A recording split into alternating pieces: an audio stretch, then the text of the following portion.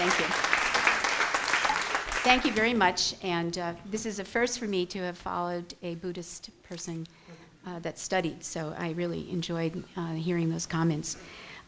This is a great opportunity for me to be here today because I think the fact, having gotten to know Timberlane over the last few years has just been a wonderful experience. The educators, the parents, the people that work here has just really been very amazing. And I'm very proud to be the commissioner of the state of New Hampshire because in spite of so many things that are going on, our educators are still there for the students in our state. I want to start first with just a quote that I think sort of reflects a little bit more about what I'll be talking about today. Your greatness is measured by your kindness, your education and intellect by your modesty, your ignorance is portrayed by your suspicions and prejudices, and your real caliber is measured by the consideration and tolerance you have for others. And this was a quote made by William Bachter. He was a religious leader and very influential public speaker. So for me, over the last, well, I'm beginning my 4th year, it's been a really long period of time in my own growth and development as a person. When I think of kindness, you know, I think of giving of myself, I think of charity, I think of the kinds of things that most of us think about in this room. But one of the things that I've learned is that there are really sort of 3 different types of kindness. The first one is really that gestural kindness, when you do something on demand. You give a smile, you hold a door, you do something that makes the other person feel better, and then you move on. You forget about it. You just move on. The second type of kindness is really more like random acts of kindness. You know, some people will say you're standing on a line at the supermarket and you only have 2 items and the other person has 25, and you say, oh, you could stand in front of me, and you do something random, something really nice. You hold a door, you smile at a baby, you talk to an aging person. So those random acts of kindness. But the third one is the one that I think that's really, really important to us as educators, and that's that internal spirit of kindness regardless of what's going on around you. It's that consistency that people look toward us as educators, parents, that kind of support that is always available. When I'm going to tell you a few little tiny stories that really touched my life as I've been working as commissioner. One was I get an opportunity to visit many schools, and it's the best part of my job, to go into a school and see what's going on and talk with teachers and parents and volunteers and leaders. And one day I was in a school, and I got to be reading a book to a group of kindergarten children. And we're sitting in a circle just like this, and I sit down right on the floor. I was a kindergarten teacher. I got right in there, and I really loved it. And we read the story, and we were, you know how at the end of it we're all talking. And this little boy kept looking over at me and looking at me and looking at me, and I smiled and, you know, tried to engage him. And all of a sudden he said, can I ask a question? And I said, of course, tell me your question. He said, do you have a mortgage on your house? And he's 5 years old. And immediately, while the question surprised me, what I jumped right to is that this is a child that's living in an environment where money is a struggle. And he was already, at 5 years old, familiar with the term mortgage. And so at the end of our little circle time, I had a chance to sit down and talk with him, and he sort of opened up. And when I was leaving, the teacher said to me, you know, that's the first time this child has ever really started talking about his life. And then the teacher said, I think I feel different about him. I think I need to learn more. That was one particular period of time that really made me think about all the lives of the children that we work with and what's behind their lives. And do we understand that? In the elementary schools, we see so many children. Malcolm and I were just talking about bullying and you know, people's understanding of bullying. At the end of a day, I can't even tell you, hundreds and hundreds of parents call throughout the day looking for support because their child is being bullied. And they're looking for someone to listen to them, to support them, to care about them, to share in their worry. And this goes on all over our country. And the children in our elementary schools just really need that extra kindness. And when I go into a school where positive behavioral support is going on, or programs, or the teachers are all working together and the leaders, and they are caring about the daily ways of making children feel important and competent, I see a very, very different school. In my work, I have an opportunity to visit prisons throughout the state. And I can tell you, when I first started this process, I was very, very anxious about it. Because during my own studies, I worked in a federal prison with people that would remain in prison for the remainder of their life, a federal prison. So it was very anxious for me to go back into that type of setting. But I get to go to the graduations of people that complete their GEDs or their high school diplomas while they're in prison.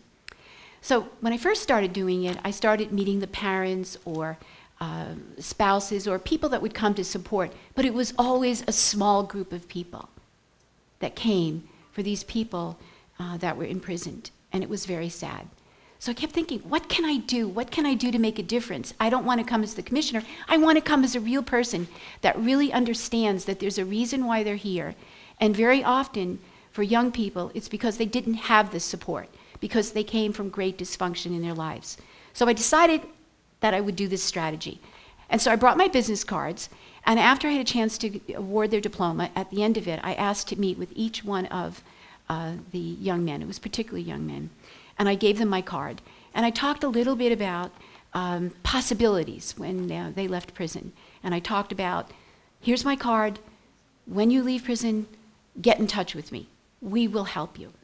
And lo and behold, about a year later, I'm at a State Board of Education meeting, and my secretary comes running in and she says, you need to leave right now. Somebody's here to see you. And I went out, and it was this young man. And he said, I'm out of prison. I need help. I don't have a place to live. I'm on parole. I have $45. I want to go back to school. And then he proceeded to tell me his story. He had been in high school. He had 4 credits to graduate. I got into very deep trouble as a result of drugs. His high school was not there for him. He was a problem. He was a throwaway kid. He was the kind of kid that they were glad to get rid of. But he was a bright, intelligent young man that came from such dysfunction. The fact that he even survived prison was a miracle. Immediately, everyone got together. We found a place for him to live. We were able to get him into Manchester Community College. We had a philanthropist that had been calling me over a period of several months asking when we found a person that was there and needed help to call. We called the philanthropist. We were able to get this young man into Manchester Community College. And lo and behold, 3 months later, I got a call from a counselor there and said, do you know much about this young man? And I said, well, I don't know what he shared with you. I know very little. And she said, well, I need to tell you that he's functioning out of 162 IQ. This is a young man that could have gone far with the right support. So kindness is really about that ability to sort of search your soul and look at each person as a person. At the end of a long day, as I mentioned before, it's not unusual for someone to come and say, would you be willing to talk to me, an aging person? I'm worried about my grandchildren. They're not writing yet. They're not reading. And I'm really worried because they may never make it. Could you help me? They bring albums of their children. And we sit, and sometimes it's until 6 o'clock on a Friday night. But what they're looking for is someone to just listen, someone to care enough about who they are as a person.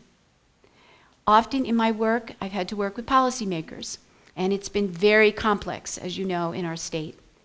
But one thing I've learned by reaching out is the fact that somebody believes something entirely different than I do, and someone acts entirely different than I ever would. I've learned by reaching out that their beliefs and values are as equally important to them as my beliefs and values are, and that together we can make a difference. So when I think about kindness and I think about educators, I think first and foremost that we have to be able to search into our own soul and be willing, be really willing to listen. And for me, as I look around our society and I work with people, I think that's the one thing that's missing so often. It's that quickness to dismiss, to not listen, to think you know, to think you understand what this person's all about. So I really believe that the art of really learning to integrate kindness is learning to listen to people and be responsive. You know, the same old communication skills that we've lived with over the years, and that is look people in the face. Give them the gesture that they are important enough to you, that you care enough. And I really believe that that type of kindness is what's going to get us through very difficult times in this country. You need to reach out. And that's one thing I've learned in the last 3 years. I kind of considered myself a person that reached out all the time, but I have learned to reach out so much better because people have learned to reach out to me. And they have made me feel more important as a human being in this humankind society. We need a connection. We all need a connection in our society. Kindness to me is about that connection. It's about that gesture. It's about that reaching out. And I believe every educator that's effective, every parent, every community member that reaches out is going to make a difference. And it will bring us closer to that sense of peace that all of us are really searching for. And that peace when you get up in a morning like this and you're going to spend a day with that 100 people that care enough to be here and to learn about the feelings of other individuals. So I'd like to close with another quote. Those who make kindness an essential part of their lives find the joy of life. Kindness deepens the spirit and produces rewards that cannot be completely explained in words. It is an experience more powerful than words. To become acquainted with kindness, one must be prepared to learn new things and feel new feelings. Kindness is more than a philosophy of the mind. It is a philosophy of the spirit. And when our speaker was speaking and I closed my eyes and I thought of people that I love very much, my very first day starting as commissioner, my mother passed away unexpectedly. And it was amazing. It was my first day. I didn't know what to do. I said, you know what? I'm going to do this. So I went up to the North Country, and I went to the North Country graduation where it's at-risk students, again, throwaway students. And I walked into this room, and there were 300 parents, family members, there to celebrate their kids who may not have been successful. And I had to say some words. And it was an amazing spiritual moment for me, because for that moment in time, I was able to remember my mother and her support and her passion and her ability to listen and just step back and say, you are all great parents. You have done an amazing job. Thank you.